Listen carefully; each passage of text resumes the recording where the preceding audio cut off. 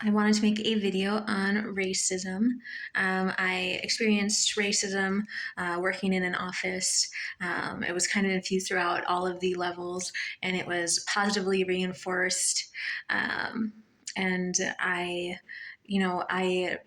tried to respect the parts of the people I was working with that were respectable, and I kind of tried to passively change the way they were thinking. I know I had a friend and acquaintances who were of color. And had different cultural practices, and so I kind of I would mention, oh, I've got a friend like that, oh, and um, you know you know I would, say, well, I like being nice, and oh, it's not their fault, or like if there were differences in upbringings. If I was in the St. Cloud area, and we had a very large refugee population, and so not a lot of them, or well, I guess I can't say that. A number of them did not speak English, and did not know the proper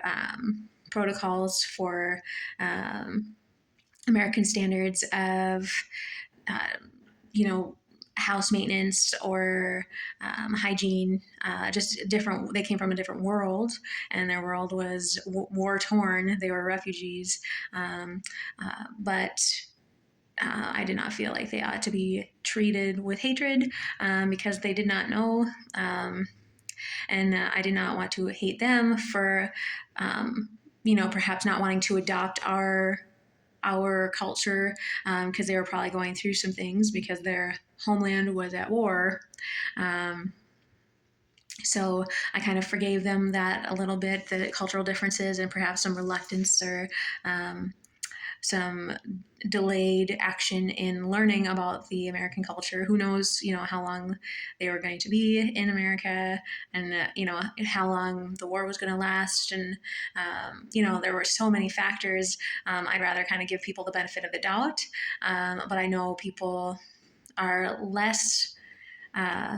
Polite than I am, are less forgiving than I am, are more opinionated in that, and they kind of were uh, just leaned into the disrespectful side, and just right off the bat, and were you know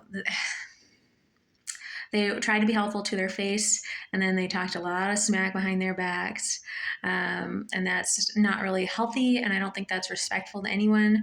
I know it was probably just like letting off steam, but they were making terrible jokes, um,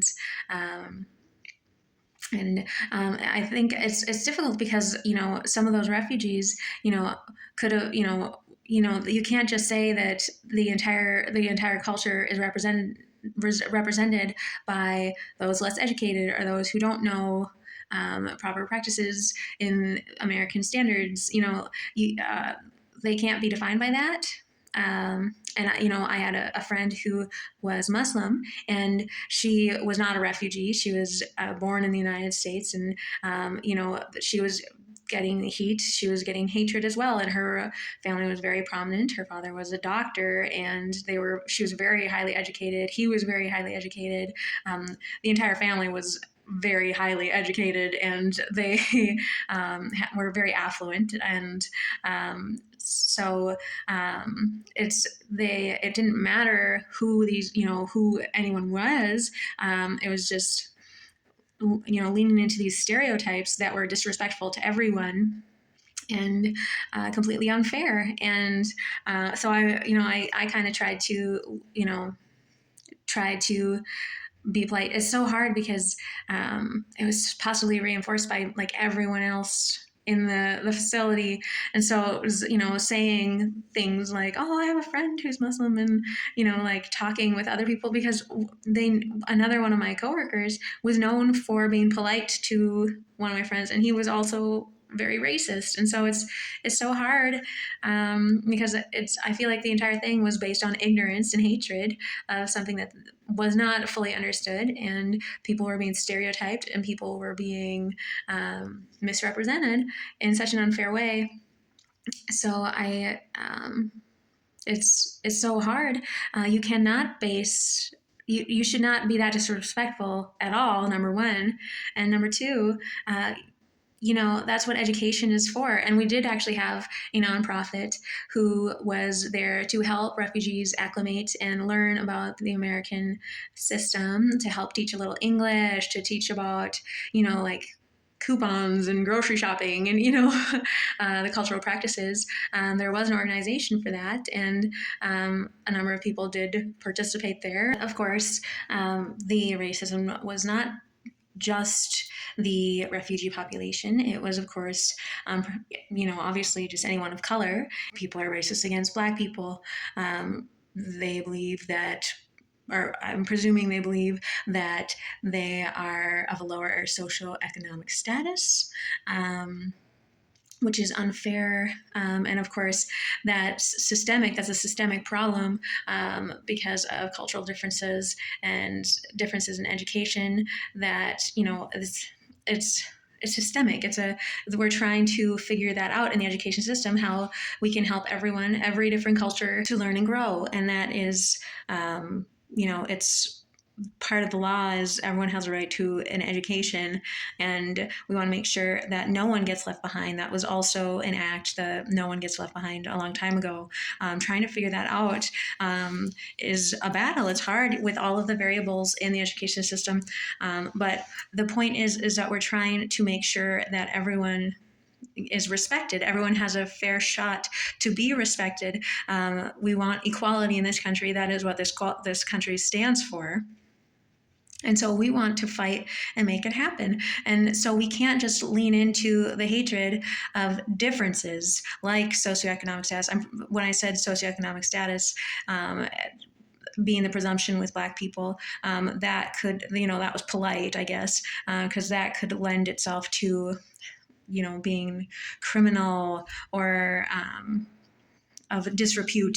And so that's, of course, argumentative, big time, and completely unfair. So we want to make sure that everyone has education and has compassion for others who are different, and that's a big thing. Is just being different. I have been with a group of individuals from different cultures, and they're kind of racist back, because they have been met with hatred, and so they kind of talk some smack too, and it's just like a toxic culture of disrespect. So if you start it, they're going to continue it, and it's never going to be finished if we continue to perpetuate that as our solution in this system, just continuing hatred.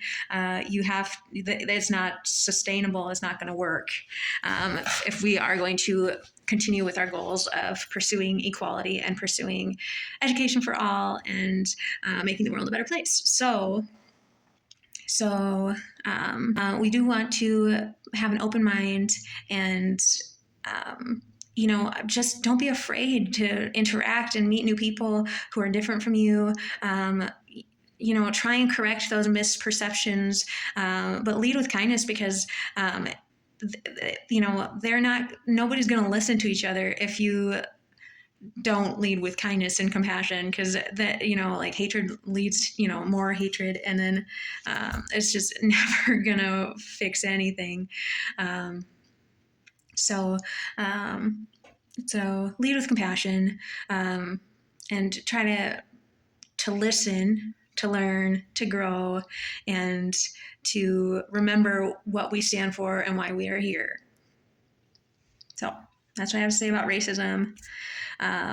Just be kind and be learned and use reason to combat hatred, because reason makes sense to everyone if it's reasonable. But that comes back down to the cultural differences, because reason may not be reason in a different culture, but then you find the reason in that culture, and then you find the common reasoning behind both of the common reasonings, and then you can still find that common ground, and then you can work from there. So that's what I have to say. Keep digging to find the common ground, and then build your way up.